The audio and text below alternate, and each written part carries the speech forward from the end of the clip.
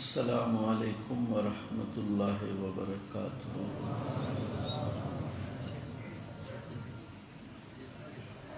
الحمد للہ وکفی وسلام علی عبادہ الذین اصطفی،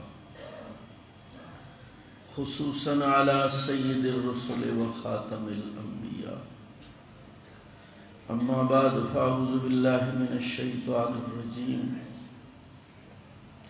بسم اللہ الرحمن الرحیم۔ قال اللہ تبارک و تعالی: یا ایہا الذین آمنوا اتقوا اللہ وکونوا مع الصادقین۔ وقال رسول اللہ صلی اللہ تعالی علیہ وسلم: المرء علی دین خلیلہ، او کما قال رسول اللہ صلی اللہ تعالی علیہ وسلم۔ ان اللہ وملائکتہ یصلون علی النبی، یا ایہا الذین آمنوا صلوا علیہ وسلموا تسلیما۔ اللہم صل علی سیدنا محمد وعلی آل سیدنا محمد، کما صلیت علی سیدنا ابراہیم وعلی آل سیدنا ابراہیم انک حمید مجید۔ اللہم بارک علی سیدنا محمد وعلی آل سیدنا محمد، کما بارکت علی سیدنا ابراہیم وعلی آل سیدنا ابراہیم انک حمید مجید۔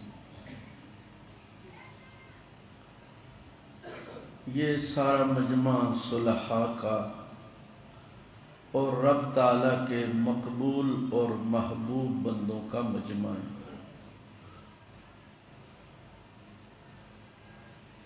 مجھے حضرت والا دامت برکاتہم نے اتنی اونچی جگہ بٹھا دیا ہے، مجھے شرم آتی ہے۔ آپ حضرات نیچے بیٹھے ہوئے ہیں،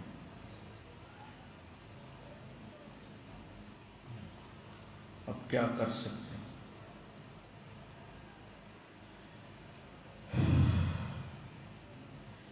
آپ حضرات نہایت خوشبخت ہیں، رب تعالیٰ نے آپ کو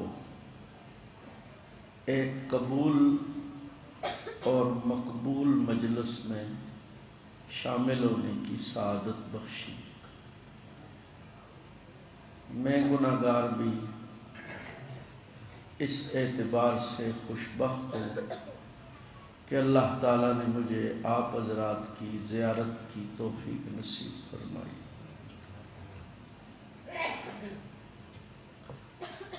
میں اپنے دل کی گہرائی سے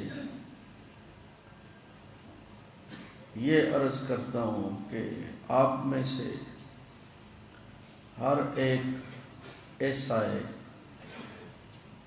جسے دیکھ کے اللہ یاد آتا ہے۔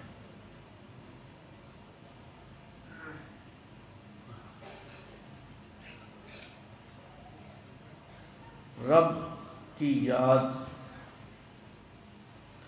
رب کے قرب کا ذریعہ ہے۔ آپ میں سے ہر ایک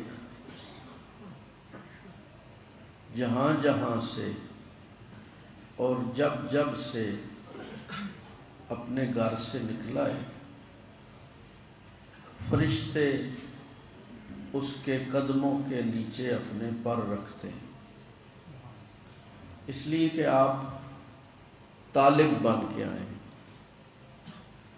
اسلام میں طالب علمی کی کوئی عمر نہیں ہے، بندہ آخر عمر تک طالب رہتا ہے۔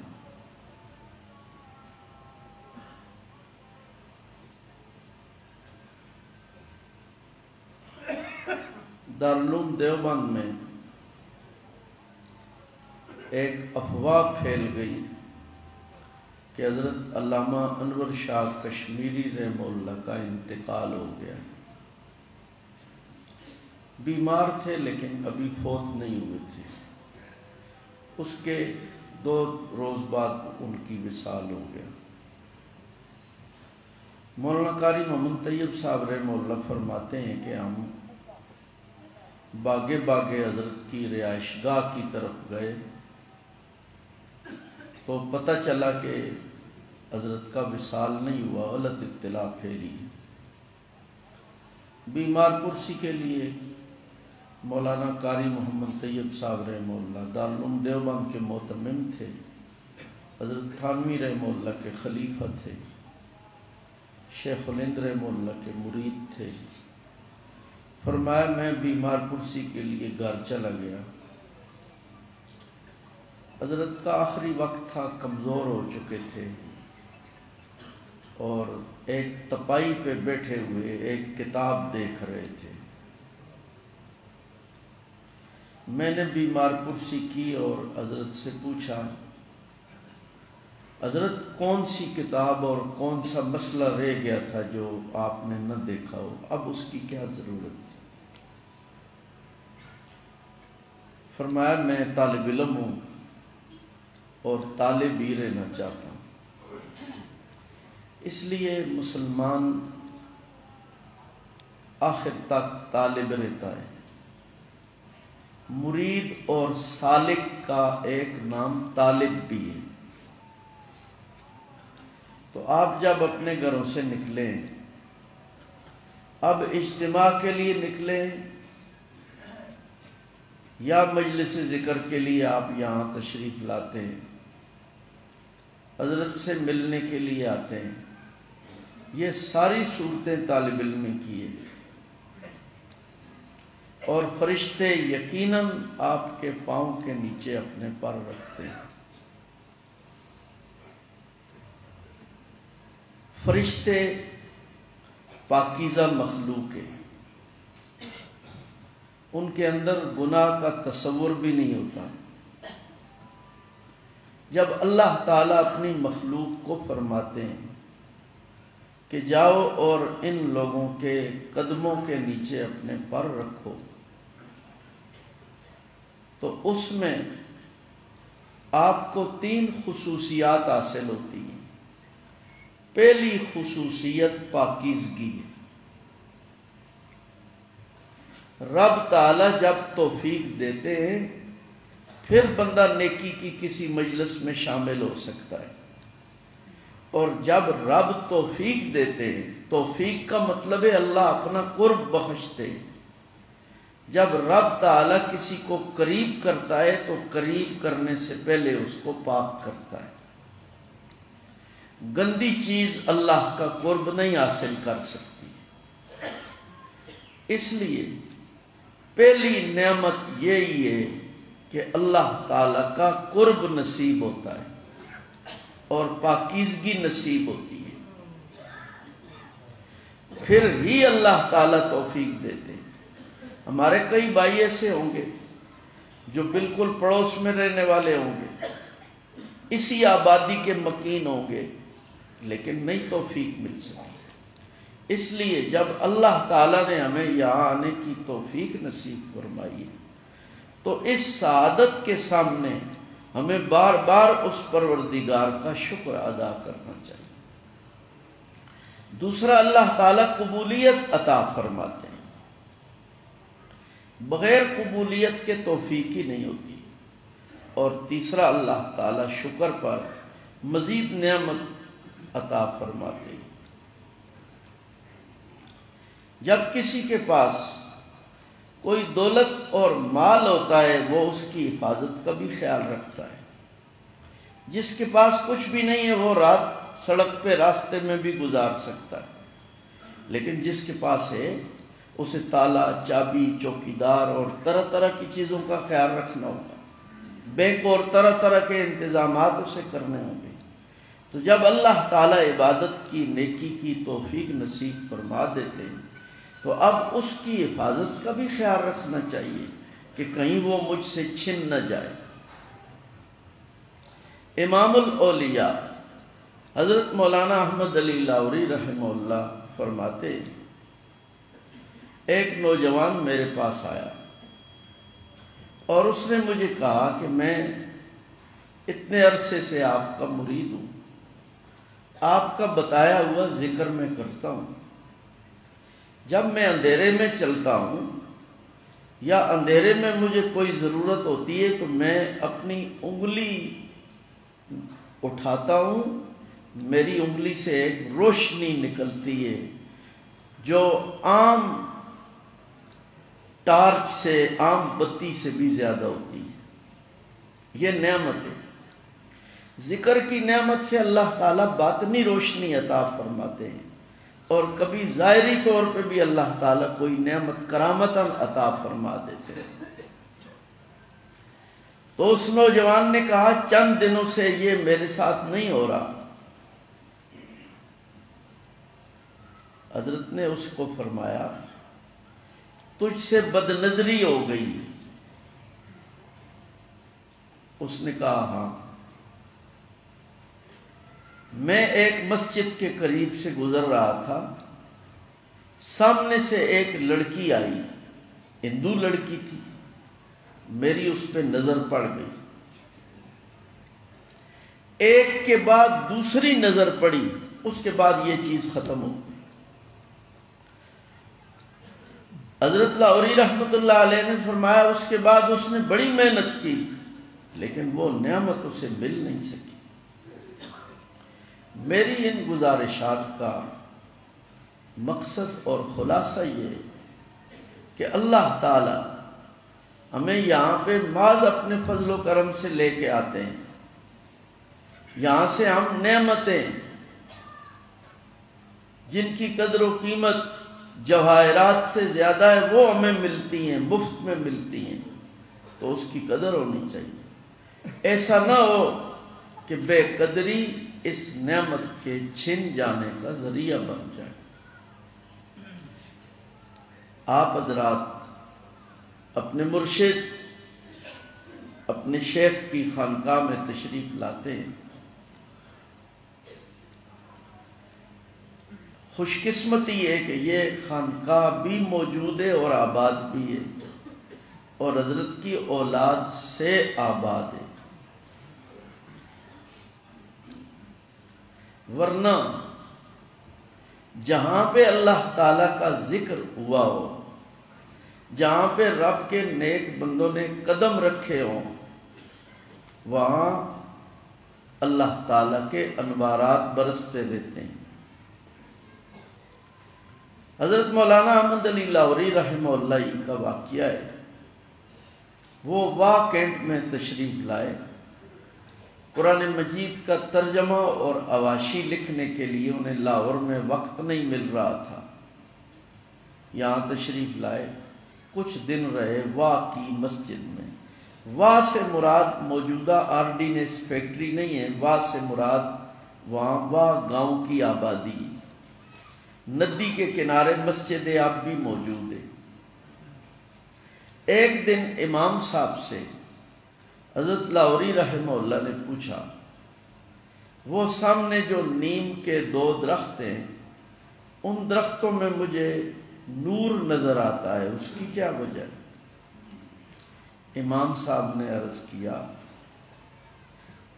ہمارے دادا پر دادا بھی اسی مسجد میں امام تھے، یہاں بیٹھ کے وہ بچوں کو قاعدہ سپارہ پڑھاتے تھے۔ حضرت نے فرمایا مجھے وہاں پہ نور نظر آ رہا۔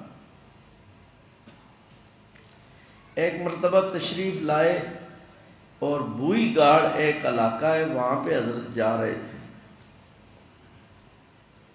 اس وقت یہ عام سواریاں میسر نہیں تھی، گھوڑے پہ جا رہے تھے۔ جب ٹیکسلا شہر میں داخل ہو کے پہاڑی علاقے سے گزر کے بوئی گاڑ گئے، راستے میں وہ میوزیم والا یہ علاقہ آتا ہے، تو حضرت نے فرمایا کہ گھوڑے کو تیز چلاؤ، مجھے یہاں سے شرک کی بو آ رہی۔ تو ان لوگوں نے پتہ کیا تو وہاں بدھ مت کے زمانے میں وہیں بت پرستی ہوئی۔ بدھ مت کا زمانہ عیسیٰ علیہ السلام سے بھی صدیاں پہلے کا ہے۔ فرمایا یہاں سے شرک کی بو آ رہی ہے، بتوں کی بو آ رہی ہے۔ نیکی ہو یا بدی ہو، اس کے اثرات ختم نہیں ہوتے۔ اسی لیے قیامت کے روز یہ در و دیوار بھی گواہی دیں گے۔ حدیث میں آتا ہے جب انسان گناہ کرتا ہے، اللہ تعالیٰ سب کو محفوظ رکھے، ایک گناہ پر 4 گواہ بن جاتے ہیں، اس کا اپنا وجود، در و دیوار، ملائکہ جو دائیں اور بائیں کندھے پہ بیٹھے ہوئے ہیں، اور وہ رجسٹر جن میں ملائکہ گناہوں کو لکھ رہے ہیں، یہ 4 گواہ بن جاتے ہیں، اور قیامت کے روز یہ 4 پیش ہوں گے۔ الیوم نختم علی افواہہم وتکلمنا ایدیہم وتشہد ارجلہم بما کانوا یکسبون۔ رب تعالیٰ نے فرمایا آج کے دن یعنی قیامت کے دن ہم ان کے منہوں پر مور لگا دیں گے، بند کر دیں گے، ان کے ہاتھ پاؤں یہ گواہی دیں گے جو یہ کرتے رہیں۔ اور بندہ جب توبہ کرتا ہے تو اللہ تعالیٰ در و دیوار کے اس حصے سے بھی وہ چیز مٹا دیتے ہیں، اس کو بلا دیتے ہیں، رجسٹر سے بھی مٹا دیتے ہیں، ملائکہ کو بھی بلا دیتے ہیں، اعضاء کو بھی بلا دیتے ہیں۔ توبہ ایسی نعمت ہے۔ تو آپ خوش قسمت ہیں کہ آپ کے شیخ رحمہ اللہ کی خانقاہ رب کی یاد سے آباد ہے، اور انہی کی اولاد کی محنت سے ماشاءاللہ آباد ہے۔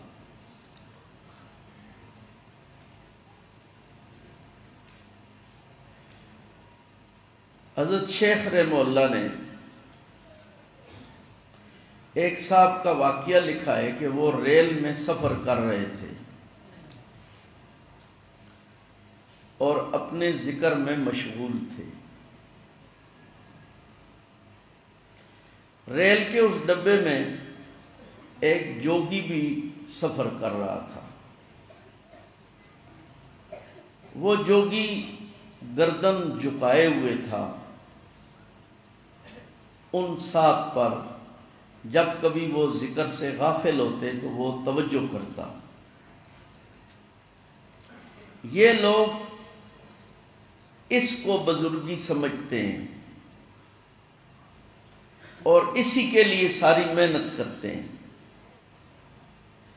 کہ کوئی چیز خرق عادت کے طور پہ کوئی عجیب و غریب چیز ہمارے ہاتھ سے ہو جائے۔ ہندوؤں کے ہاں، بدھ مت کے ہاں، راہبوں کے ہاں، جسے ہم روحانیت کہتے ہیں، باطنیت کہتے ہیں، وہ محنت وہ بھی لوگ کرتے ہیں، لیکن اس کا مقصد یہ کشف اور ان چیزوں کا حاصل کرنا ہوتا ہے، اللہ کی رضا مقصد نہیں ہوتی۔ حضرت سید احمد شہید رحمہ اللہ کا واقعہ ہے کہ وہ اپنے جہاد کے سفر کے دوران جا رہے تھے تو انہیں پتہ چلا ایک جوگی بڑے عجیب و غریب کرتب دکھاتا ہے۔ یہ گئے اس کے پاس اور اسے فرمایا تم بڑی محنت کر رہے ہو لیکن اس محنت کا کچھ حاصل نہیں، اللہ کے لیے کرو اور اسلام قبول کرو۔ اس نے کہا مجھے بہت کچھ حاصل ہے، مجھے اسلام کی ضرورت نہیں ہے، نعوذ باللہ۔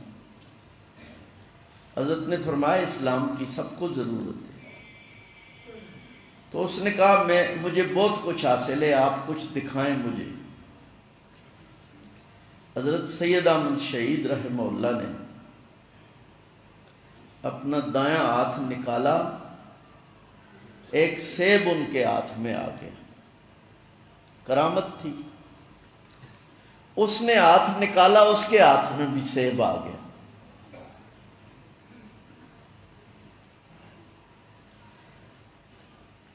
حضرت سید احمد شہید رحمہ اللہ نے ہاتھ نکالا اور ان کے ہاتھ میں چھری آ گئی. اس نے ہاتھ نکالا، اس کے ہاتھ میں بھی چھری آ گئی. ہم لوگوں نے بزرگی کا معیار ان چیزوں کو بنایا ہوا ہے. اب دیکھیں فرق اس میں کیا ہے. حضرت سید احمد شہید رحمہ اللہ نے اپنی انگلی پہ اس چھری سے ہلکا سا نشان لگایا، تھوڑا سا خون نکلا اور اس کو زمین میں دبا دیا. اس نے بھی خون نکالا اور زمین میں دبا دیا.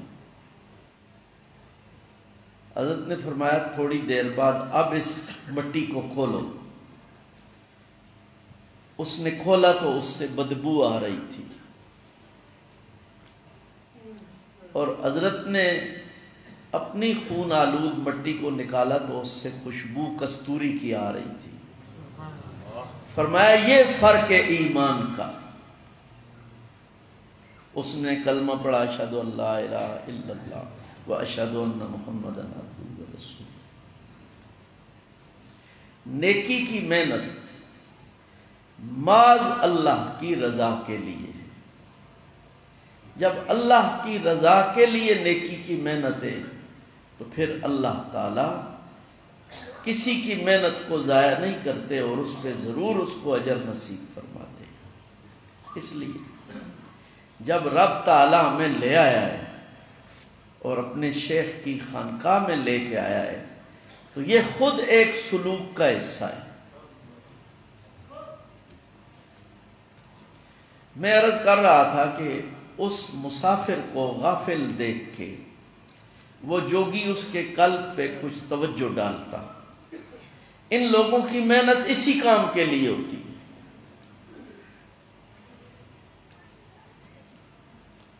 شیخ الحدیث حضرت مولانا محمد زکریا مہاجر مدنی رحمۃ اللہ علیہ نے تاریخ مشائخ چشت میں اپنے شیخ حضرت مولانا خلیل احمد صاحب رحمہ اللہ کے حالات میں لکھا ہے کہ ایک جگہ مناظرہ ہو رہا تھا.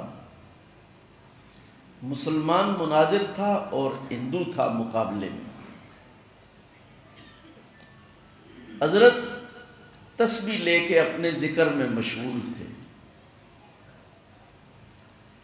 اور ایک کونے میں ایک جوگی بھی بیٹھا ہوا تھا. ہندو اس کو لے کے آئے تھے اور وہ سر جھکائے بیٹھا تھا. مسلمان مناظر کے قدم پھسلنے لگے. جب وہ بات کرنا چاہتا تو اس سے بات نہیں بنتی تھی. ایک صاحب نے رکا بھیجا حضرت مولانا خلیل احمد صاحب رحمہ اللہ کی خدمت میں. اپنے وقت کے اکابر اولیاء اللہ میں سے تھے اور بہت بڑے عالم تھے. ابو داؤد کی شرح انہوں نے بذل المجہود لکھی ہے. المہند علی المفند عقائد میں مشہور کتاب ہے، مشہور تصنیف ہے ان کی. رکا میں لکھا کہ حضرت وہ جوگی بیٹھا ہوا ہے اور مسلمان مناظر جب کھڑا ہوتا ہے تو وہ گردن جھکا لیتا ہے اور یہ پھسلنے لگتا ہے. حضرت نے رکا پڑھا اور گردن جھکائی. چند سیکنڈ کی دیر تھی وہ جوگی وہاں سے بھاگ کے چلے گئے. حضرت نے لا حول ولا قوت الا باللہ پڑھنا شروع کی. اس وقت بھی دنیا میں مقابلہ ہے مادیت کا اور روحانیت کا. اس مقابلہ میں جو ہتھیار ہے ہمارے پاس وہ اللہ تعالیٰ کا ذکر ہے، رب تعالیٰ کی یاد ہے. اس کے بغیر ہم نہیں چل سکتے. تو اس جوگی نے توجہ ڈالنا شروع کی اس مسافر پہ اچانک وہ جوگی گھبرا کے اس نے گردن اٹھائی اور اسے کہا تم نے کیا پڑھا ہے؟ میرے سینے پہ آگ کے گولے برسنا شروع ہو گئے، تم نے کیا پڑھا ہے؟ اس نے کہا کچھ نہیں پڑھا، میری منزل قریب ہے، ریل کی کھڑکی سے مجھے اپنے مرشد کا گاؤں نظر آ گیا، ریل کی کھڑکی سے مجھے اپنے مرشد کا گاؤں نظر آ گیا۔ اب اس کی محبت نے اور وہاں جو در و دیوار میں تاثیر تھی اس کے مرشد کی، اس میں ایسی قوت پیدا کی کہ جوگی کا جوگ اس کے مقابلے میں ختم ہو گیا۔ ان واقعات کا خلاصہ یہ کہ جب اللہ تعالیٰ کے ان نیک بندوں سے ہمارا تعلق اخلاص کا ہوگا، صادق ہونے اور سالک ہونے کا ہوگا، تو یہ محبت ایسی قوت ہے جو پھر اس گاڑی کو چلاتی ہے، اس کے بغیر بندہ نہیں چل سکتا۔ حضور نبی کریم صلی اللہ تعالی علیہ وسلم نے اچھی اور بری صحبت دونوں کی مثال ارشاد فرمائی ہے۔ اس وقت ہم اسی چیز کو سیکھنے کے لیے یہاں آئے ہوئے، جب تک اس کے آداب کو، جب تک اس کی ضرورت کو اور جب تک اپنے ضرورت مند ہونے کو ہم نہ سمجھیں گے، ہم کچھ بھی نہیں لے سکتے۔ حضور نبی کریم صلی اللہ تعالی علیہ وسلم نے دونوں کی مثال ارشاد فرمائی۔ حضرت ابو موسیٰ الاشعری رضی اللہ تعالی عنہ فرماتے ہیں کہ ان النبی صلی اللہ علیہ وسلم قال انما مثل الجلیس الصالح وجلیس السوء کمثل حامل المسک ونافخ الکیر۔ اچھی مجلس اختیار کرنے والے کی مثال اس کی ہے جو خوشبو والے کے پاس بیٹھتا ہے، اور بری مجلس اختیار کرنے والے کی مثال اس کی سی ہے جو آگ کی بٹھی جلانے والے لوہار کے پاس بیٹھتا ہے۔ جو صحبت صالح اختیار کرتا ہے، اچھی مجلس اختیار کرتا ہے، اس پر حضور نبی کریم صلی اللہ تعالی علیہ وسلم نے 3 باتیں ارشاد فرمائی ہیں، اور جو بری مجلس اختیار کرتا ہے اس پر 2 باتیں ارشاد فرمائی۔ فرمایا جو حامل المسک کے خوشبو والے کے پاس بیٹھتا ہے،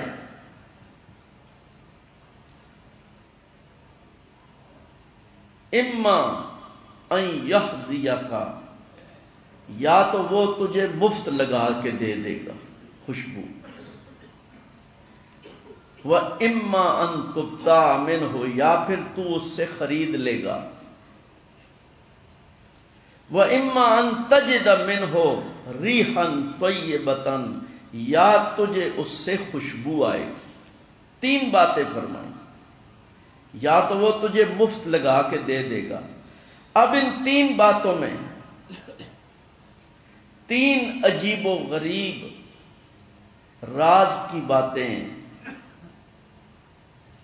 ان 3 باتوں سے معلوم ہوتا ہے کہ جس طرح شیخ کا مزاج الگ الگ ہے، اسی طرح سالک کا بھی مزاج الگ الگ ہے۔ فرمایا یا تو وہ تجھے لگا کے دے دے گا مفت، تو اس کا مطلب یہ کہ شیخ خانقاہ میں خوشبو لے کے بیٹھا ہوا ہے اور وہ مفت ہمیں لگا کے دے رہا ہے۔ آپ کسی وکیل کے پاس چلے جائیں، بغیر فیس کے وہ مشورہ دینے کے لیے تیار نہیں ہیں۔ ڈاکٹر کے پاس چلے جائیں، فیس پہلے دیتے ہیں یا نبض پہلے دکھاتے ہیں؟ فیس پہلے دیتے ہیں۔ لیکن شیخ کے پاس آ جائیں، کیا انہوں نے بھی کوئی فیس مقرر کر رکھی ہے؟ یہ حامل المسک ہے، اما ان یحظیک، یا وہ تجھے لگا کے دے گا، مفتی لگا دے گا۔ تو اس کا مطلب یہ ہے کہ خوشبو والے کے پاس آنے والا بالکل محروم نہیں رہتا، نہ بھی خریدے تو خوشبو تو اسے آتی ہے۔ اسی لیے حدیث میں آتا ہے کہ جب مجلس ذکر پہ ملائکہ اکٹھے ہو جاتے ہیں اور پھر رب کے ہاں جاتے ہیں اور یہ کہتے ہیں کہ وہ لوگ اے پروردگار تیرا ذکر کر رہے تھے، رب تعالیٰ پوچھتے ہیں ذکر کیا کر رہے تھے؟ حدیث میں ذکر کی بھی تفصیل آئی ہے، یسبحونک ویکبرونک ویہللونک ویکبرونک، یہ ذکر کر رہے تھے۔ اب نیکی سے محروم رکھنے کے لیے جو کئی فتنے کھڑے ہو گئے ہیں، ان میں سے ایک فتنہ یہ بھی ہے کہ ذکر کی مجالس بھی درست نہیں ہے اور ان میں شرکت بھی درست نہیں ہے۔ حدیث کی کوئی کتاب ایسی نہیں ہے جس میں باب و فضائل مجالس ذکر نہ ہو، حلقۃ ذکر نہ ہو، سب میں موجود ہے۔ حضور نبی کریم صلی اللہ علیہ وسلم نے ارشاد فرمایا، حضرت ابو ہریرہ رضی اللہ تعالیٰ عنہ کی روایت ہے، حضرت انس رضی اللہ تعالیٰ عنہ کی روایت، اذا مررتم بریاض الجنت فرتعوا، جب تم جنت کے باغوں سے گزرو تو وہاں چر لیا کرو، اپنا حصہ لے لیا کرو۔ صحابہ نے پوچھا کہ ریاض الجنہ کیا ہے؟ نبی علیہ الصلوۃ والسلام نے فرمایا حلقۃ الذکر، اور یہ بھی ایک روایت میں آیا مجالس الذکر۔ اس نعمت سے محروم رکھنے کے لیے ایک فتنہ یہ بھی کھڑا ہو گیا ہے کہ مجالس ذکر میں بھی شمولیت ٹھیک نہیں اور خود مجالس ذکر بھی ٹھیک نہیں۔ پھر مجالس ذکر کیا ہے؟ اس سے مراد تعلیم تعلم ہے، کتاب سنانا ہے، دینی مذاکرہ کرنا ہے، وہ اپنی جگہ درست ہے، اس کی ضرورت ہے، لیکن ذکر اللہ اور مجالس ذکر کی ضرورت اپنی جگہ ہے۔ رب تعالیٰ نے قرآن مجید میں حضور نبی کریم صلی اللہ تعالی علیہ وسلم نے احادیث مبارکہ میں جس طرح مختلف عبادات کو بیان فرمایا، اس طرح ذکر کو بھی بیان فرمایا۔ شریعت میں اجازت نہیں ہے اس بات کی کہ ایک عبادت کو دوسرے سے بدل دیا جائے۔ شریعت میں اجازت نہیں ہے اس چیز کی کہ ہم کسی چیز کو ایک کو فاضل اور ایک کو مفضول، یعنی ہم کہیں اس کی فضیلت زیادہ ہے، اس کی فضیلت تھوڑی ہے، یہ ہم نہیں۔ اگر حدیث میں کسی چیز کی فضیلت کسی عمل سے بیان کر دی گئی ہے تو وہ ہے، اگر نہیں آئی تو ہم اس میں تبدیلی نہیں کر سکتے۔ یہ زیادہ فضیلت والی چیز ہے، یہ تھوڑی والی ہے، ہم یہ نہیں کر سکتے۔ اسی طرح یہ فلسفہ بھی غلط ہے کہ فلاں اجتماعی عبادت ہے اور فلاں انفرادی عبادت ہے، یہ بھی غلط ہے۔ شریعت نے ہر عبادت کا فائدہ اجتماعی قرار دیا۔ حدیث میں آتا ہے کہ جہاں ذکر کرنے والا ہوتا ہے وہاں سے عذاب اٹھ جاتا ہے۔ اب یہ اجتماعی عبادت ہے کہ انفرادی عبادت ہے؟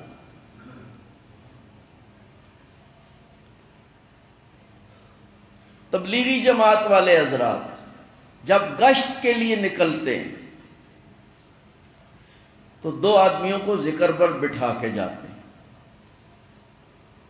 اور اگر گشت میں کوئی گڑبڑ ہو جائے تو واپس آ کے امیر جماعت ان دو ذکر والوں سے پوچھتا ہے کہ تم میں سے کون غافل ہو گیا تھا، کس نے اپنا کام چھوڑ دیا تھا۔ اب دیکھیں ہمیں بزرگوں نے یہ سکھایا۔ یعنی اس کو یہ سکھایا گیا ہے کہ اگر گشت میں کوئی خرابی ہو جائے تو اس کا مطلب یہ ہے کہ جنہیں تم ذکر پہ بٹھا کے گئے تھے ان میں کوئی غفلت پیدا ہو گئی۔ اب ذکر اجتماعی عبادت ہو گیا کہ انفرادی ہو گیا؟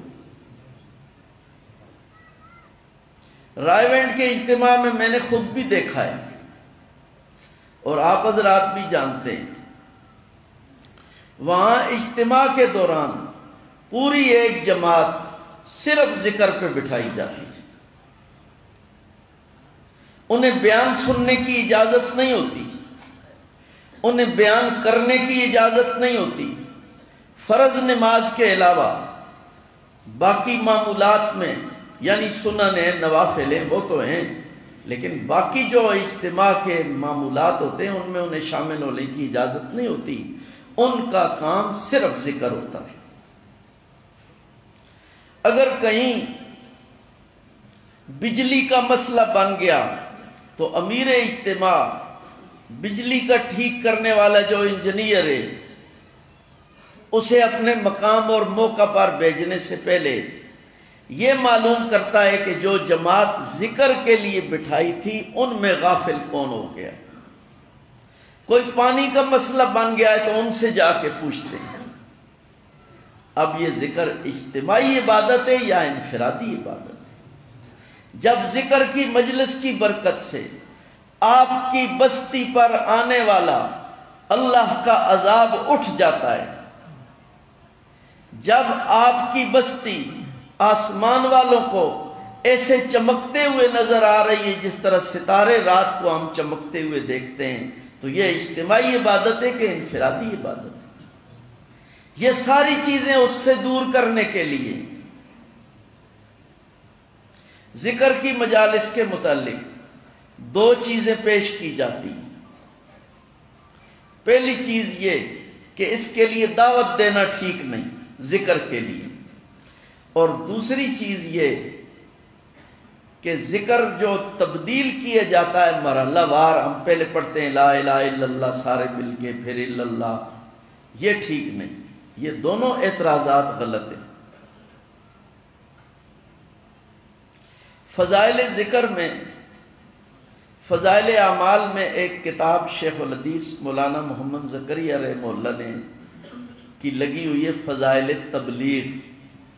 فضائل تبلیغ کا بالکل آخری صفحہ دیکھیں، اس میں حضرت ابو ہریرہ رضی اللہ تعالیٰ عنہ کی روایت ہے، وہ بازار میں گئے، چاشت کا وقت ہے، دن کا، بازار آباد ہے، دکاندار بھی ہیں، گاہک بھی ہیں، ایک کونے پہ کھڑے ہو کے آواز لگاتے ہیں، او لوگو کیا کر رہے ہو، کس چیز میں مشغول ہو گئے ہو؟ رسول اللہ صلی اللہ علیہ وسلم کی میراث مسجد میں تقسیم ہو رہی ہے اور تم یہاں کیا کر رہے ہو؟ دکاندار اپنی دکانیں چھوڑ دیتے ہیں، گاہک خریدنا چھوڑ دیتے ہیں، خرید و فروخت چھوڑ کے یہ سب مسجد کی طرف بھاگتے ہیں۔ حضرت ابو ہریرہ رضی اللہ تعالیٰ عنہ آواز لگا رہے ہیں، لوگوں کو بھیج رہے ہیں، لوگ آ کے کہتے ہیں اے ابو ہریرہ، اے رسول اللہ صلی اللہ علیہ وسلم کے صحابی، ہم گئے وہاں تو مسجد میں کوئی میراث تقسیم نہیں ہو رہی۔ حضرت ابو ہریرہ رضی اللہ تعالیٰ عنہ پوچھتے ہیں وہاں کیا ہو رہا ہے؟ لوگ کہتے ہیں کچھ لوگ قرآن کی تلاوت کر رہے ہیں اور کچھ لوگ اللہ کا ذکر کر رہے ہیں۔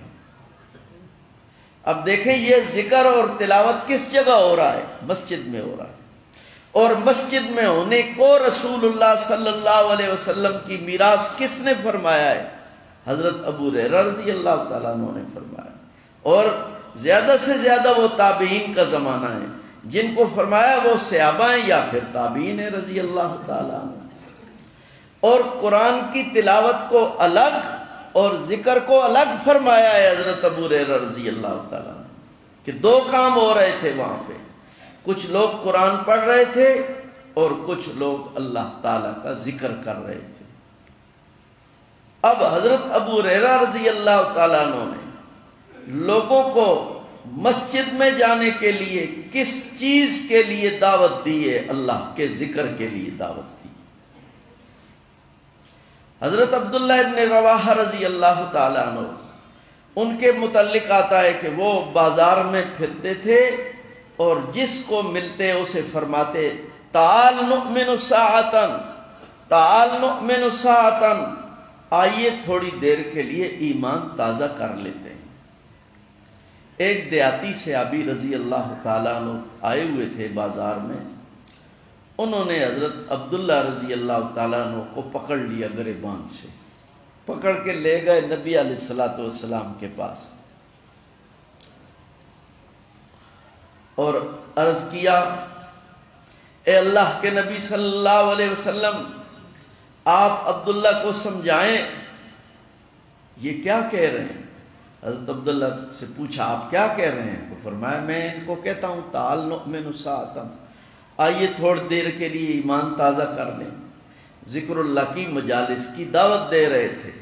نبی علیہ السلام مسکرا پڑے اور اس دیہاتی صحابی رضی اللہ تعالیٰ عنہ کو فرمایا عبداللہ کو چھوڑ دو، یہ تمہیں ایسی مجالس کی دعوت دے رہا ہے جن مجالس کے متعلق رب تعالی آسمان پہ ملائکہ کے سامنے فخر فرما رہے ہیں۔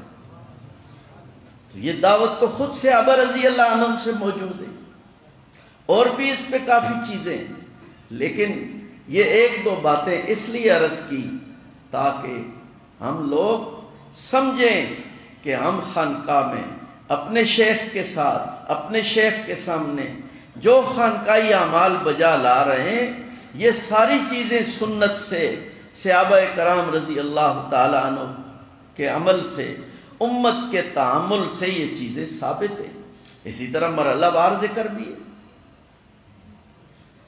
حضرت سعد بن معاذ رضی اللہ تعالیٰ عنہ کی قبر پہ نبی علیہ السلام تشریف لے گئے، تدفین ہو رہی تھی، تو نبی علیہ السلام نے صحابہ رضی اللہ تعالیٰ عنہ فرماتے ہیں کبر رسول اللہ صلی اللہ علیہ وسلم کبرنا معاہ، نبی علیہ السلام نے اللہ اکبر پڑھا، ہم نے بھی ساتھ پڑھا۔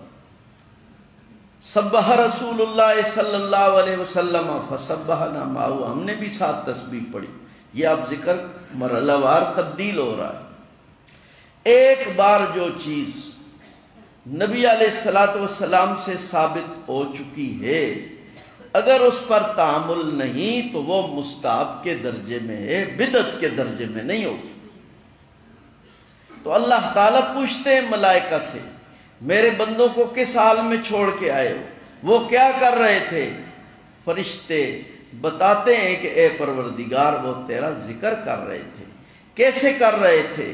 یسبحونک ویکبرونک ویہللونک، وہ تسبیح کر رہے تھے، تکبیر پڑھ رہے تھے، تحلیل لا الہ الا اللہ پڑھ رہے تھے۔ یہ مرحلہ وار ذکر ہے۔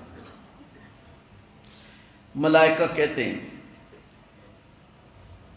پھر ان کا انعام کیا ہے؟ طویل روایت صحیح مسلم کی آپ بارہا سن چکے ہیں، آخری حصہ سنانا چاہتا ہوں۔ رب تعالیٰ معافی کا اعلان کر دیتے ہیں، تمام کی میں نے مغفرت کر دی، تم گواہ رہو۔ ملائکہ کہتے ہیں کہ ان میں ایک یا کچھ، یہ راوی کا خیال ہے کہ نبی علیہ السلام نے ایک فرمایا یا کچھ فرمایا۔ لوگ ایسے ہیں جن کا مقصد اس کام کے لیے، ذکر کے لیے آنا نہیں تھا، وہ کسی ضرورت سے آئے اور بیٹھ گئے۔ اب دیکھیں وہ ان کی نیت میں شامل نہیں، آئے اور بیٹھ گئے، جب بیٹھے تو نیت میں بھی شامل ہو گئے۔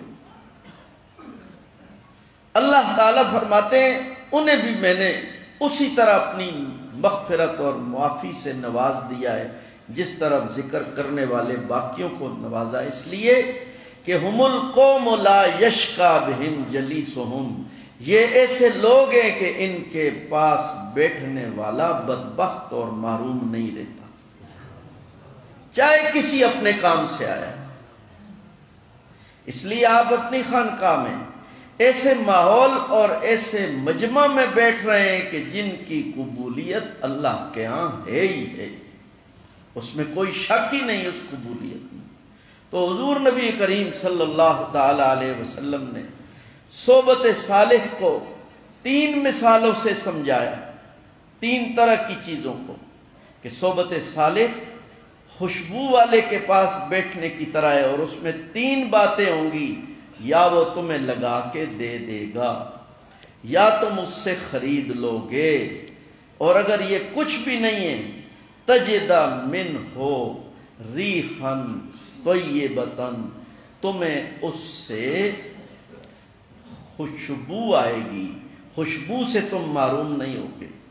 تو اس روایت میں جہاں یہ چیز بتائی جا رہی ہے کہ شیخ کئی طرح کا ہو سکتا ہے، اس کے کئی مزاج ہو سکتے ہیں،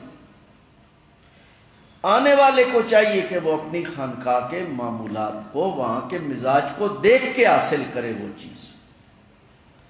اسی طرح سالک جو ہے آنے والا، اس کے بھی کئی مزاج ہو سکتے ہیں، شیخ کو چاہیے کہ وہ ان کے ساتھ اس طرح سلوک کرے۔ اور ایک اس طرف بھی اشارہ ہے کہ وہ خوشبو والا جو ہے، خانقاہ والا جو ہے، اس کے پاس خوشبو بھی ہونی چاہیے۔ ایک صاحب عطر کی دکان بناتے ہیں، بڑے بینر لگے ہوئے ہیں، بڑی مشہوری ہوئی ہے، اور پورے علاقے میں ڈنڈورا کیا جاتا ہے، پروپگنڈا کیا جاتا ہے کہ فلاں جگہ بہت بہترین عطر والا آیا ہے، اور شیشیاں بھی بہترین رکھی ہوئی ہیں، اچھے برانڈ ہیں اس کے پاس، لیکن وہ شیشیاں خالی ہیں۔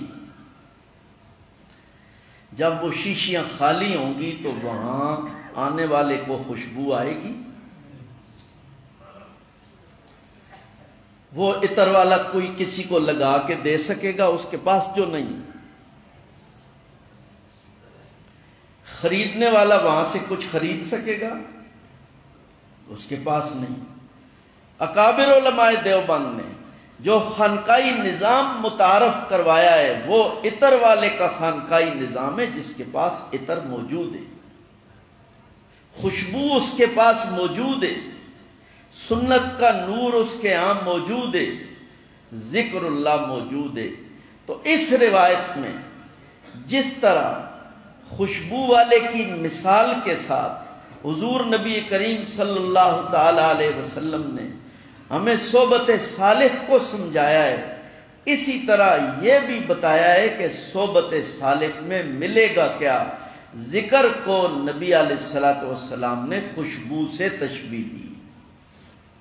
پہلی چیز یہ ہے کہ شیخ کے اپنے اندر ذکر ہوگا تو وہاں سے اس کو ملے گا، سالک کے اندر ذکر ہوگا تو اس کے ماحول کو ملے گا۔ ایک سالک کے اپنے اندر ذکر ہے، اپنے معمولات پورے کر رہا ہے، تو اس کے گھر کو سب سے پہلے اس کی خوشبو آئے گی، اس کے محلے کو اس کی خوشبو آئے گی، اس کی مسجد والوں کو اس کی خوشبو آئے گی۔ اور اگر کہتا ہے کہ میں مرید ہوں، میرا فلاں سلسلہ ہے، مجھے اپنا سارا سلسلہ یاد ہے، لیکن ذکر نہیں ہے اس کے اندر، تو خوشبو نہیں آئے گی، وہ خالی شیشی ہے، اعلیٰ برانڈ کا لیبل اس پہ لگا ہوا ہے، اس کے اندر کچھ بھی نہیں ہوگا، تو خود نظر آئے گا۔ مسلمان جب کامل ہو تو اس کا وجود خود دعوت ہے۔ اس لیے غیر مسلم مسلمانوں کو دیکھ کے مسلمان ہوتے تھے، مسلمانوں کی سننا بعد کی بات ہے، دیکھنا پہلی بات ہے۔ حضرت علامہ انور شاہ کشمیری رحمہ اللہ ایک جگہ سفر فرما رہے تھے، ٹکٹ کے لیے ٹکٹ والے کے پاس گئے، ریلوے اسٹیشن پر، وہ ہندو نوجوان تھا، ٹکٹ دے رہا تھا۔ جب علامہ انور شاہ کشمیری رحمہ اللہ کی باری آئی تو اس نے پوچھا کیا نام ہے؟ محمد انور نام ہے۔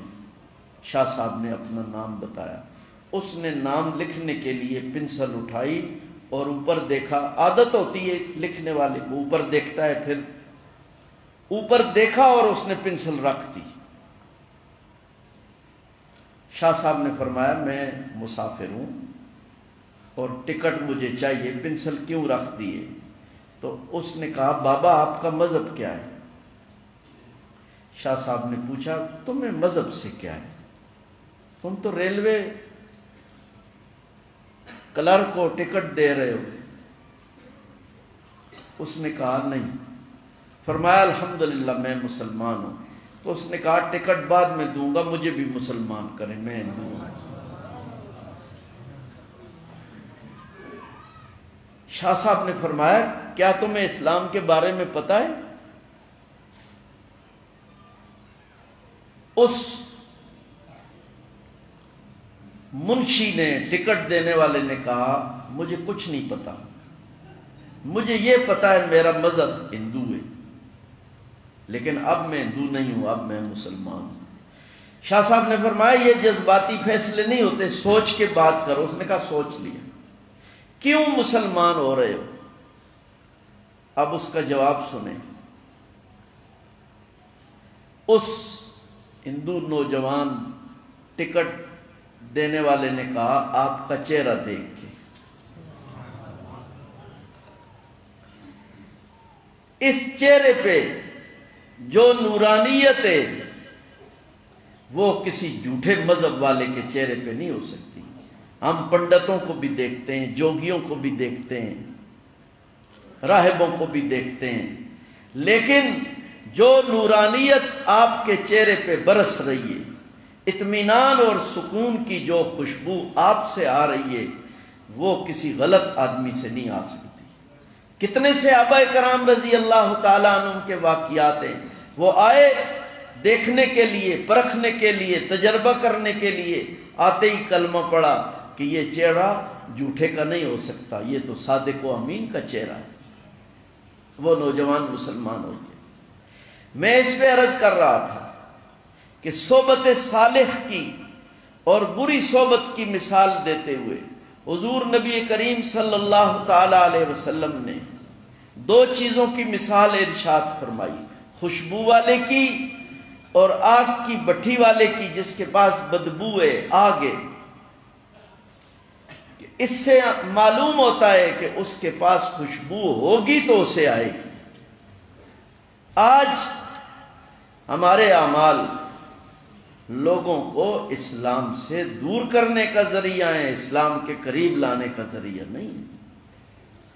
اس کی بنیادی وجہ یہ ہے کہ رب کی ذات کا جو تعلق اللہ کے ذکر سے پیدا ہونے والی جو نعمت ہے اس سے ہم محروم ہیں۔ سورہ مزمل ابتدائی نازل ہونے والی وحی میں سے سب سے پہلے سورہ اقرا کی 5 آیتیں نازل ہوئیں، پھر سورہ مدثر کا کچھ حصہ نازل ہوا، پھر سورہ مزمل نازل ہوئی۔ سورہ مزمل ابتدائی زمانہ ہے۔ ہمارے حضرت اقدس سیدنا و مرشدنا مولانا قاضی محمد زاہد الحسینی رحمۃ اللہ علیہ، جو 1932 میں انہوں نے دارالعلوم دیوبند میں حضرت مدنی رحمہ اللہ سے دورہ حدیث پڑھا تھا، حضرت مدنی اور حضرت لاہوری رحمہ اللہ کے اجل خلفاء میں سے تھے، وہ فرماتے ہیں کہ سورہ مزمل میں رب تعالیٰ نے حضور نبی کریم صلی اللہ تعالی علیہ وسلم کو پروگرام نبوت سکھایا ہے۔ ابتدائی زمانہ ہے۔ ان لک فی النہار سبحا طویلا، بے شک آپ کے لیے دن میں محنت کا ایک وسیع میدان ہے۔ تیرنے کو کہتے ہیں سبح، یہاں محنت کا میدان مراد ہے۔ جتنی محنت حضور نبی کریم صلی اللہ علیہ وسلم نے فرمائی ہے اس کا تصور بھی کوئی امتی نہیں کر سکتا۔ حضور علیہ الصلوۃ والسلام نے فرمایا رب کے راستے میں جتنا مجھے ستایا گیا اتنا کسی کو نہیں ستایا گیا، جتنا مجھے رلایا گیا اتنا کسی کو نہیں رلایا گیا۔ لیکن دیکھیں ذکر اللہ کی ضرورت کتنی ہے۔ رب تعالیٰ ارشاد فرماتے ہیں ان لک فی النہار سبحا طویلا، دن میں آپ کے لیے محنت کا ایک وسیع میدان ہے، لیکن ضروری ہے اس کے ساتھ کہ وَاذْكُرِ اسْمَ رَبِّكَ وَتَبَتَّلْ إِلَيْهِ تَبْتِيلًا، اپنے پروردگار کے نام کا ذکر کریں اور اس کے لیے تنہائی اختیار کریں۔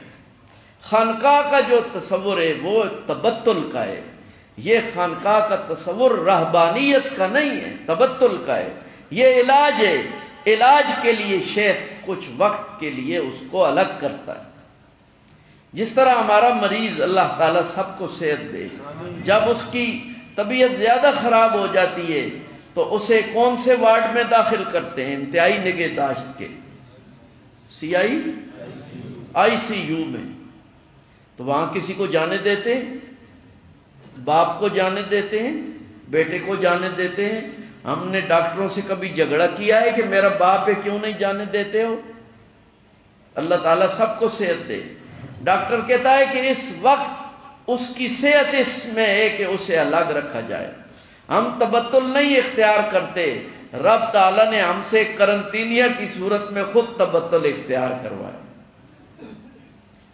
ایک کرونا سے بچنے کے لیے قرنطینیہ ہے، اور ایک شیطان جو کرونا لے کے مسلط ہے ہم پہ ہماری دنیا اور آخرت برباد کرنے کے لیے، ایک اس کے وار سے بچنے کے لیے بھی قرنطینیہ ہے. وہ قرنطینیہ تبتل ہے.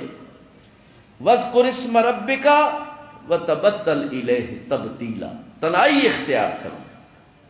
یہ ظاہری تنہائی ہے کہ سب سے کٹ کے رب سے جڑ جائے، اور جب ایک حد تک جڑنے کے بعد مرید میں، سالک میں یہ قوت پیدا ہو جاتی ہے کہ اب وہ باہر کے ماحول کا مقابلہ کر سکتا ہے، تو پھر اسے انتہائی نگہداشت سے آئی سی یو سے نکال کے پھر بھیج جاتا ہے، اب جاؤ گھر میں.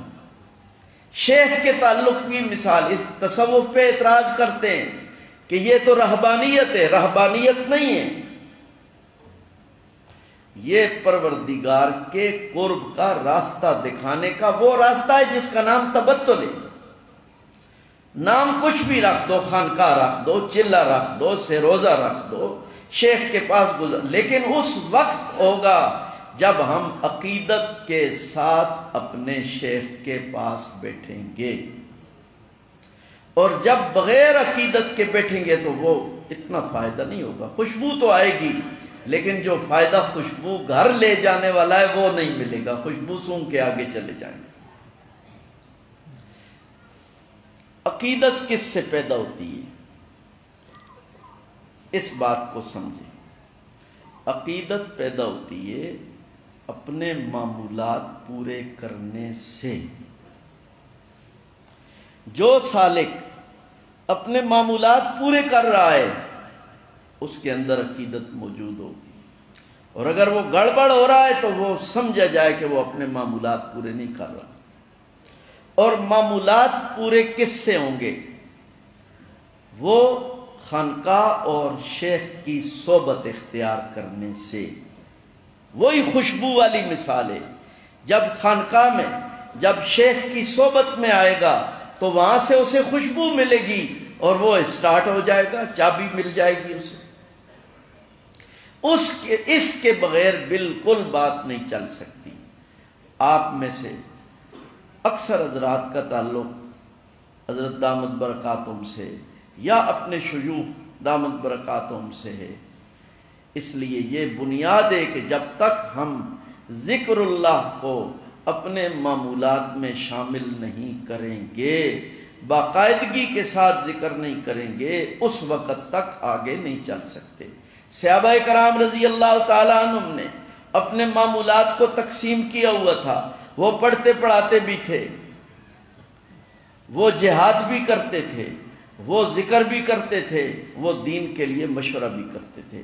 حیات الصحابہ اٹھا کے دیکھ لیں، حضرت مولانا محمد یوسف کاندھلوی رحمہ اللہ کی حیات الصحابہ میں مسجد کے معمولات دیکھ لیں. آپ کو وہاں پہ ملے گا کہ صحابہ کرام رضی اللہ عنہم 4 حلقوں میں بیٹھتے تھے.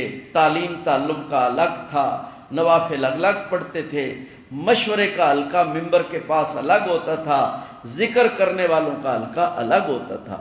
ذکر کرنے والوں کا یہ نہیں مطلب ہوتا تھا وہ ذکر میں ہی بیٹھتے ہیں، تعلیم میں نہیں بیٹھتے. تعلیم میں بیٹھنے والوں کا یہ مطلب نہیں تھا کہ وہ تعلیم میں ہی بیٹھتے ہیں، ذکر میں نہیں بیٹھتے. اپنے اپنے وقت پہ بیٹھتے تھے اور ذکر کرتے تھے، آواز کے ساتھ کرتے تھے، آواز آتی تھی ان کی. حضرت مولانا محمد یوسف کاندھلوی رحمہ اللہ نے لکھا ہے کہ مسجد نبوی شریف میں صحابہ کرام رضی اللہ عنہم ذکر کرتے تھے، آواز سے کرتے تھے، اور آواز کیسی آواز تھی؟ فرمایا اگر کوئی مسجد کے قریب سے گزرتا تو اسے ایسی آواز آ رہی ہوتی تھی جس طرح مکھیوں کی بن بناٹ کی آواز ہوتی ہے۔ اس کی مثال آپ دیکھ لیں، آپ قرآن مجید حفظ کرنے والے بچوں کی جماعت میں چلے جائیں تو وہاں پہ وہ بچے قرآن پڑھ رہے ہوں گے نہیں؟ آپ غور کریں تو آپ کو پتہ چلے گا کون سی آیت اور کون سا سپارہ پڑھ رہے ہیں؟ نہیں پتہ چلے گا۔ وہ سب کی آوازیں مخلوط ہو کے ایک آواز بن جاتی ہے۔ اس طرح مولانا یوسف صاحب رحمہ اللہ نے فرمایا وہ بن بناٹ کی طرح مسجد کے قریب سے آواز آتی تھی۔ اس لیے آپ حضرات جو کچھ یہاں سے سیکھتے ہیں، جو کچھ یہاں کرتے ہیں، یہ ساری چیزیں اللہ تعالیٰ کے قرب کا ذریعہ ہیں، جو نبی علیہ السلام کی سنت سے، صحابہ کرام رضی اللہ تعالیٰ عنہم کے عمل سے اور امت کے تعامل سے ثابت ہیں۔ یہاں آپ کو کوئی نیا کام یا نئی چیز نہیں کرائی جا رہی۔ مولانا قاری محمد طیب صاحب رحمہ اللہ نے فتاوی دارالعلوم دیوبند کا مقدمہ لکھا ہے۔ فتاوی دارالعلوم دیکھ لیں، اس کا مقدمہ بھی پڑھیں۔ اس میں انہوں نے لکھا ہے کہ دارالعلوم دیوبند قائم ہونے سے پہلے مسجد چھتہ موجود تھی۔ یہ مسجد چھتہ وہی ہے جہاں انار کے درخت کے نیچے ملا محمود رحمہ اللہ نے محمود حسن کو، جو شیخ الہند مولانا محمود حسن دیوبندی رحمہ اللہ تھے، پہلا سبق پڑھایا انار کے درخت کے نیچے، وہی مسجد چھتہ ہے۔ وہ دیوبند بننے سے پہلے سے موجود تھی۔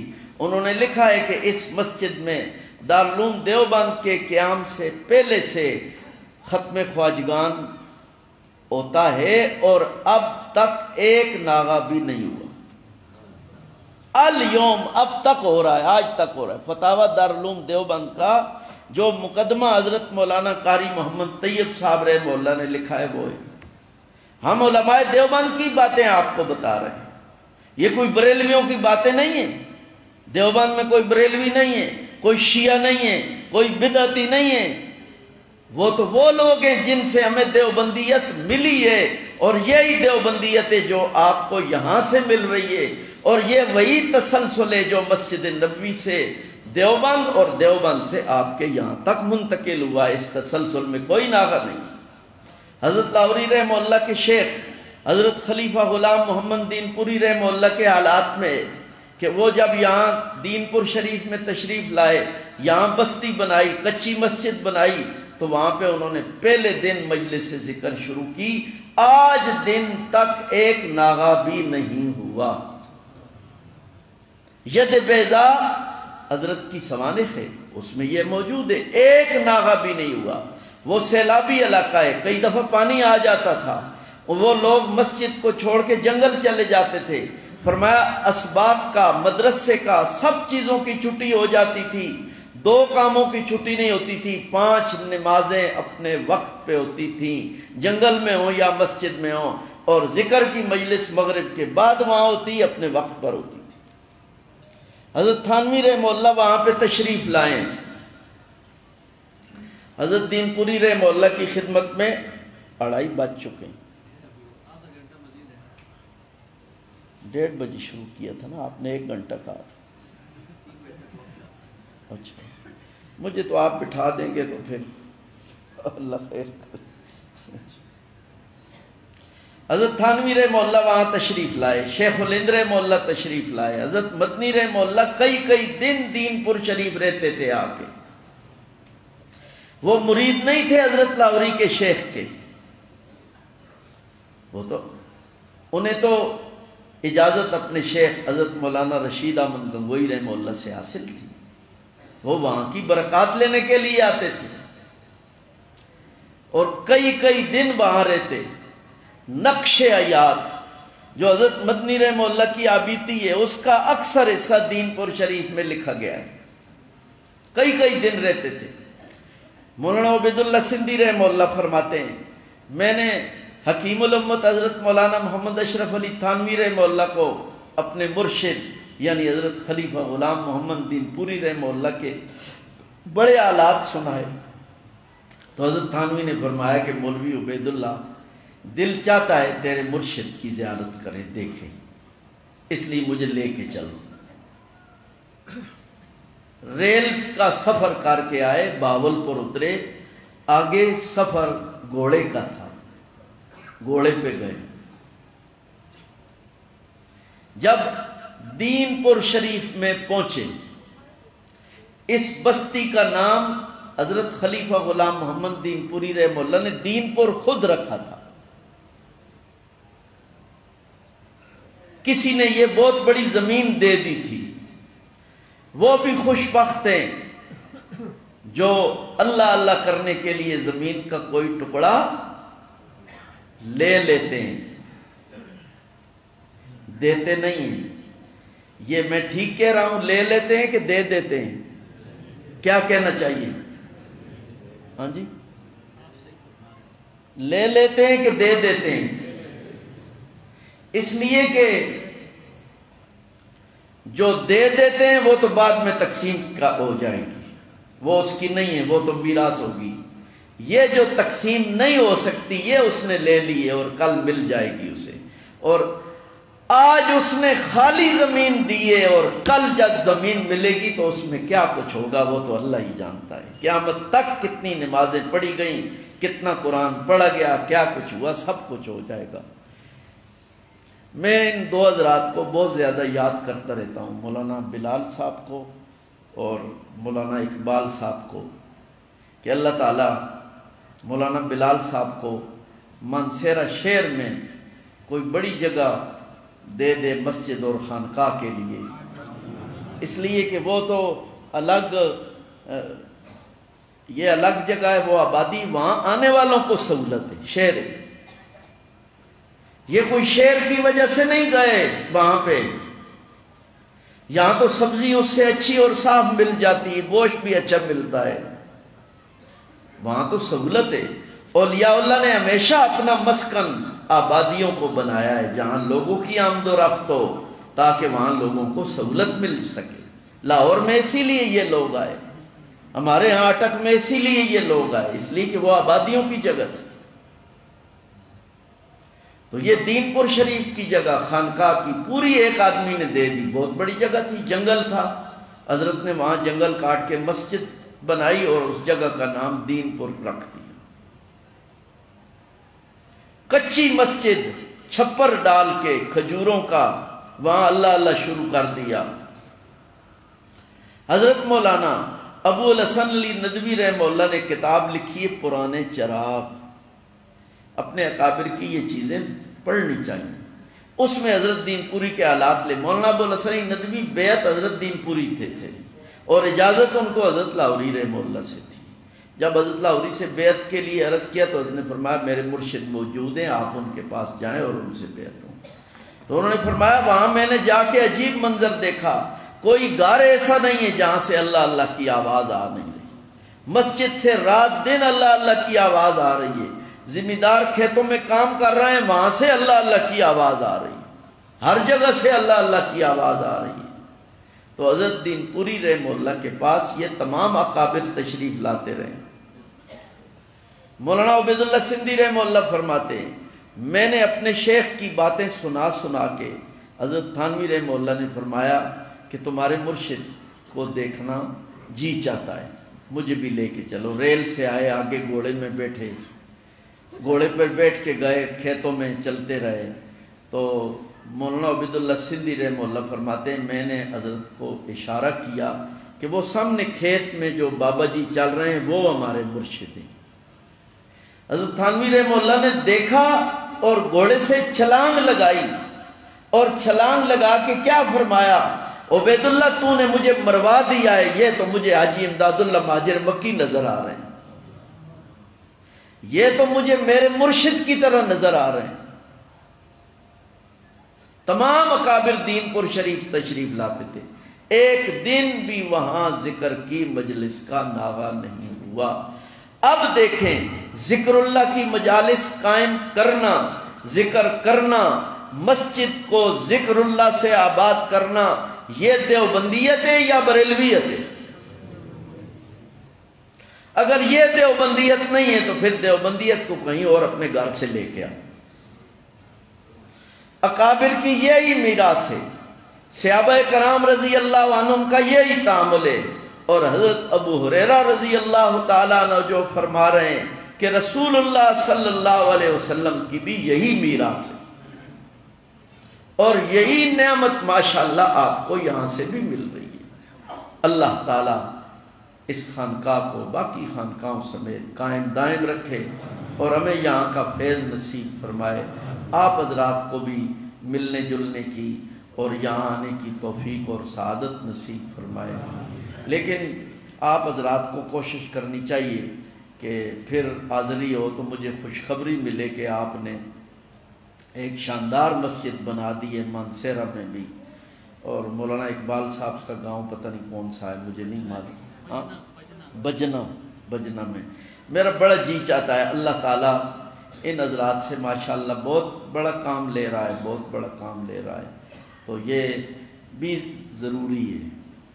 تو دین پور شریف پوری بستی کسی نے دی تھی اپنی طرف سے، اسی طرح خانقاہ موسیٰ شریف یہ بھی پوری خانقاہ کی جگہ، وہاں چودواں ایک قریبی موسیٰ شریف کے گاؤں ہے، چودواں کا خان تھا، اس نے پوری زمین دی، وہاں پوری زمین دے دی، اور وہاں کتنا کام ہوا ہے، کتنی دنیا وہاں گئی ہے، اور کن کن لوگوں نے اللہ اللہ سیکھا ہے۔ وہ خان تو اس زمین نے اس کو خان بنا دیا، ورنہ مرتے ہی خانگی تو سب رہ جاتی ہے، لیکن وہ اپنے ساتھ لے کے گیا۔ حضرت خواجہ دوست محمد قنداری رحمہ اللہ کو، اس طرح اور بے شمار واقعات ہیں۔ اللہ تعالیٰ سب کی مدد فرمائے اور اپنی رضا کی توفیق نصیب فرمائے۔ آپ کی خدمت میں صحبت صالح پہ کچھ پیش کیا، وہ آپ کو حاصل ہے ماشاءاللہ۔ ذکر اللہ پہ پیش کیا تو حضرت کا حکم ہے کہ تھوڑی دیر ہم ذکر بھی کر لیں، یعنی جو عرض کیا ہے اس پہ جگہ پہ عمل بھی کر لیں، عملاً بھی اس میں شامل ہو جائیں، اور پھر بہت بڑا مجمع ہے ماشاءاللہ، قبول اور مقبول لوگوں کا مجمع ہے۔ اس مجمع کی برکت سے اللہ تعالیٰ ہمارے ٹوٹے پھوٹے اعمال کو بھی قبول فرما لیں گے۔ ایصال ثواب کی نیت سے درود شریف، سورہ فاتحہ، سورہ اخلاص اور پھر درود شریف جتنی بار طبیعت چاہتی ہے پڑھ لیں۔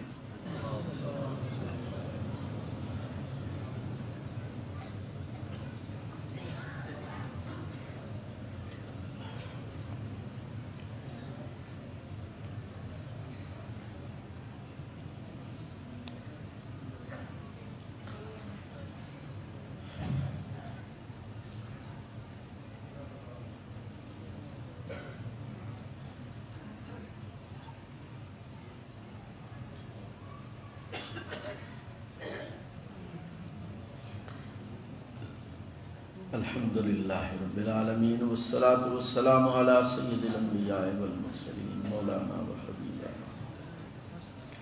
محمد وعلی آلہ واصحابہ اجمعین۔ ذکر سے پہلے دعا کر،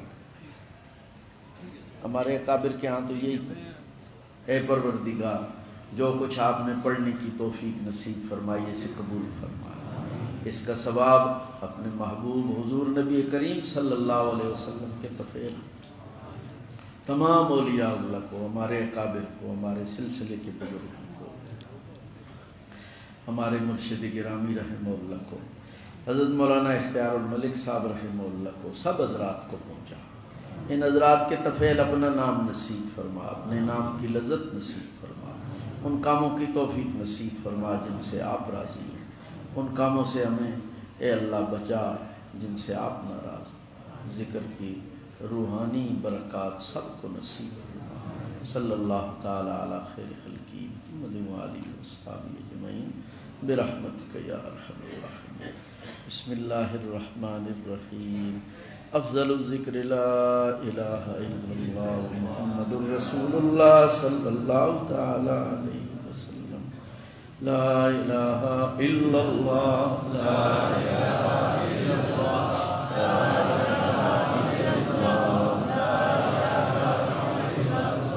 الہ الا اللہ،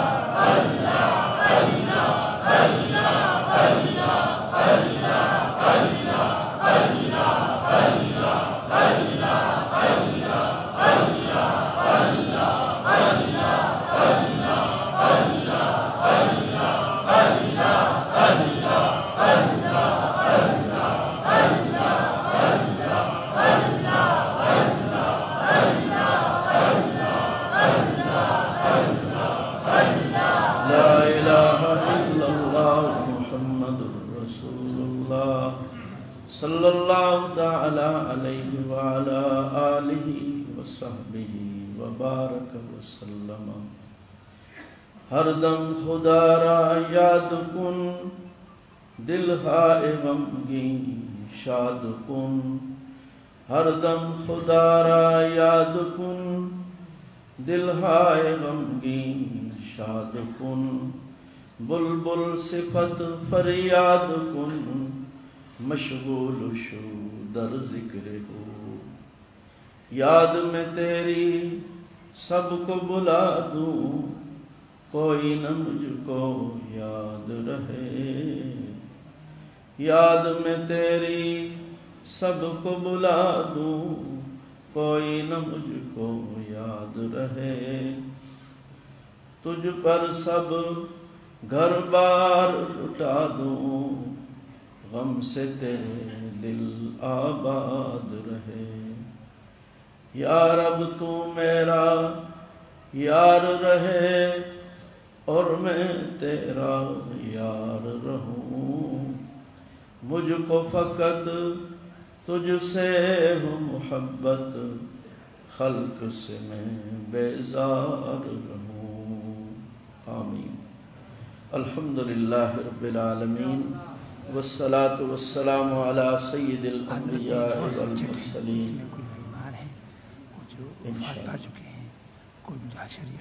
انشاءاللہ الحمدللہ وکفا وسلام علی عبادہ الذین اصطفیٰ، خصوصاً علی سید الرسل وخاتم الانبیاء۔ اللہم صلی علی سیدنا و مولانا وحبیبنا وطبیبنا محمد وعلی آلہ واصحابہ وبارک وسلم۔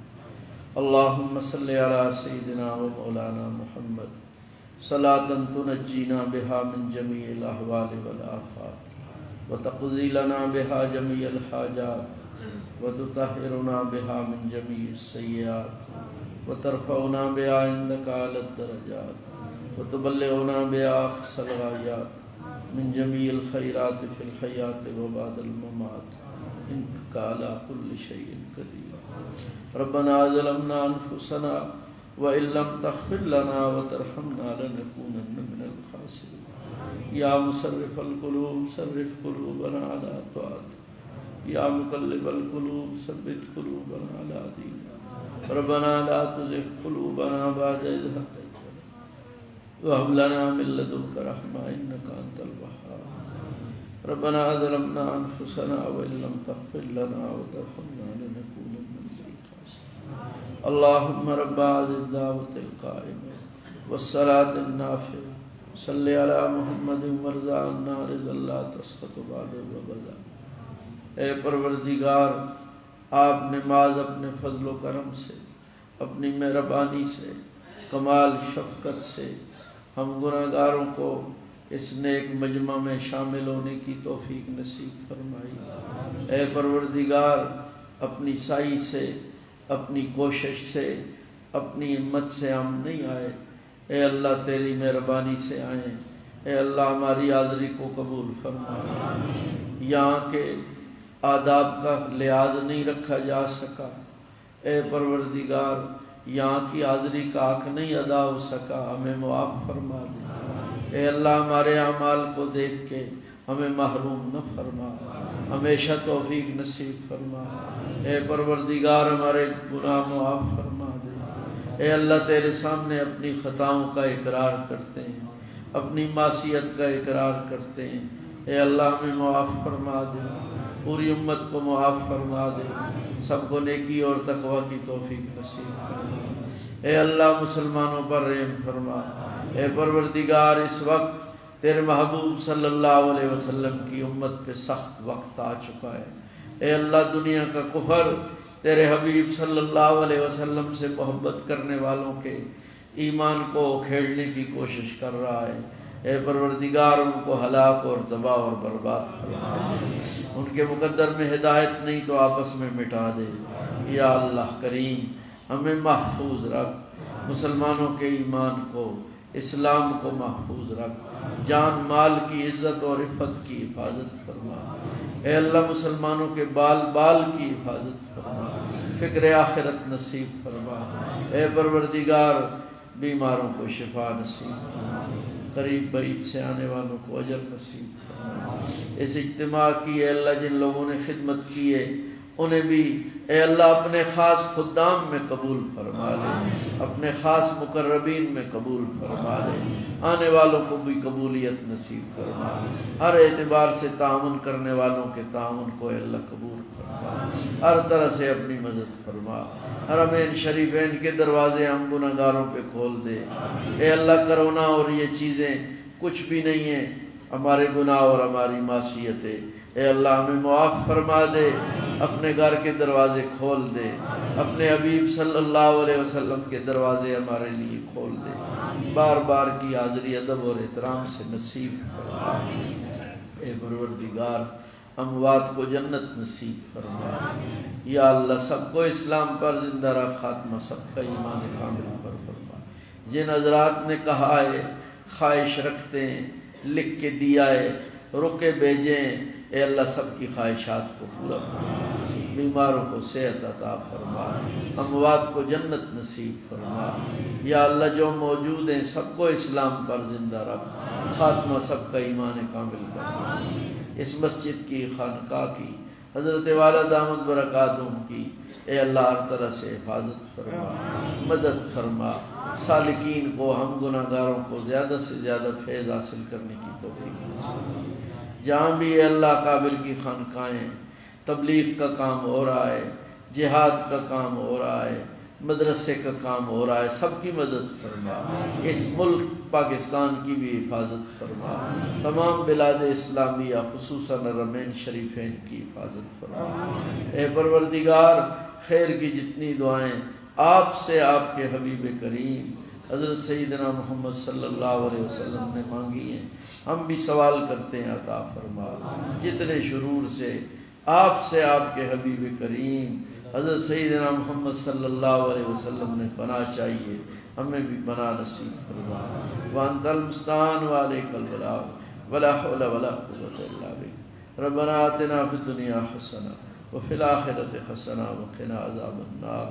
صلی اللہ تعالی علی خیر خلقی وجمال عرشی افضل الانبیاء والمرسلین مولانا وحبیبنا محمد وعلی آلہ واصحابہ اجمعین برحمتک۔